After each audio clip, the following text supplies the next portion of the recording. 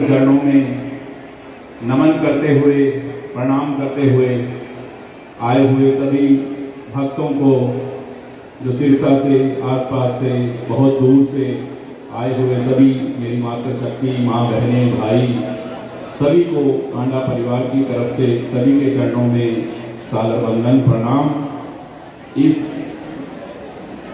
महाकुंभ में पूज्य गुरुदेव प्रदीप मिश्रा जी की पवित्र वाणी से महाशिव पुराण का जो गुणगान, भोलेनाथ का जो गुणगान हम सुन रहे हैं, ये अपने जन्मों जन्मों के पापों का नाश करने का जो काम हम कर रहे हैं, मैं बहुत ही सिरसा और आप सब की तरफ से व्यासपीठ पे बैठे प्रदीप मिश्रा जी के चरणों में हम सब प्रणाम करते हैं और बारंबार आपको यही कहते हैं कि जैसे आपने कहा कि सीहोर और सिरसा का कोई कनेक्शन है, वैसे मुझे एक बात याद आ गई। कहते हैं ना कि संतों की तो बात बात में बात है कि आप सीधे 6 दिन महाकुंभ, जहां प्रयागराज में महाकुंभ चल रहा है, वहां 7 दिन तक वहां यूपी के मुख्यमंत्री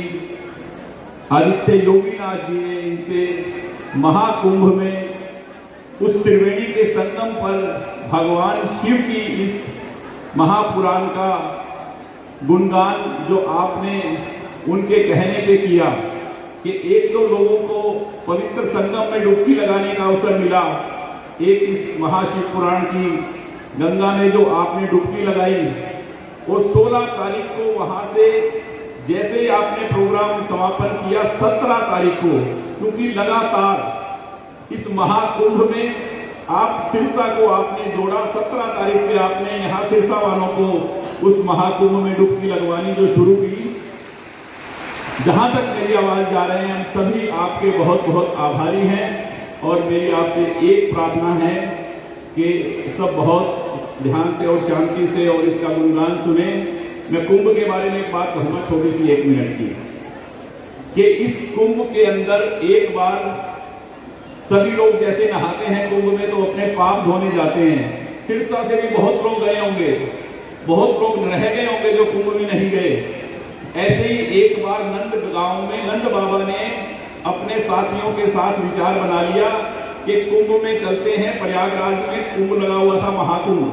भगवान कृष्ण के आगे बात आई कि भगवान हम तो सब, कृष्ण जी को उन्होंने कहा कि हम सब कुंभ में नहाने के लिए जाएंगे। तो भगवान कृष्ण हंसने लगे नंद बाबा की तरफ देखकर। उसी वक्त एक घोड़ा बहुत तेजी से विकराल रूप लिए हुए, काले रंग का घोड़ा दौड़ता हुआ नंद बाबा के आगे से निकला और सभी लोग डर गए कि ये कोई राक्षस है जो कंस ने भेजा है।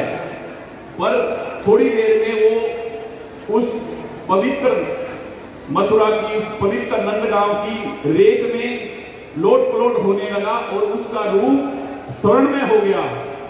उस रेत में लोट पलोट होके, स्वर्ण में होके वो नंद बाबा के आगे हाथ जोड़कर खड़ा हो गया।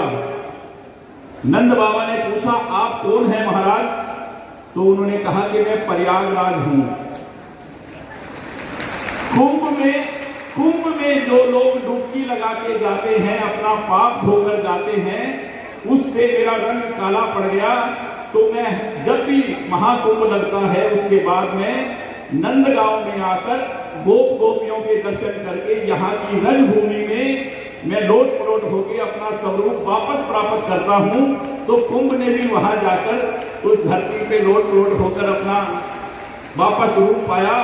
तो मैं कहता हूँ कि जो सिरसा वाले, जो आसपास के लोग उस महाकुंभ में स्नान नहीं कर सके, वो आज इनकी वाणी से महाशिव पुराण सुनकर इस तारकेश्वरी धाम में, तारकेश्वर स्थली पर महादेव के इस मंदिर में आकर इस कुंभ में डुबकी लगा लें तो बराबर ये कुंभ से भी ज्यादा ये महाकुंभ जो चल रहा है। हम सब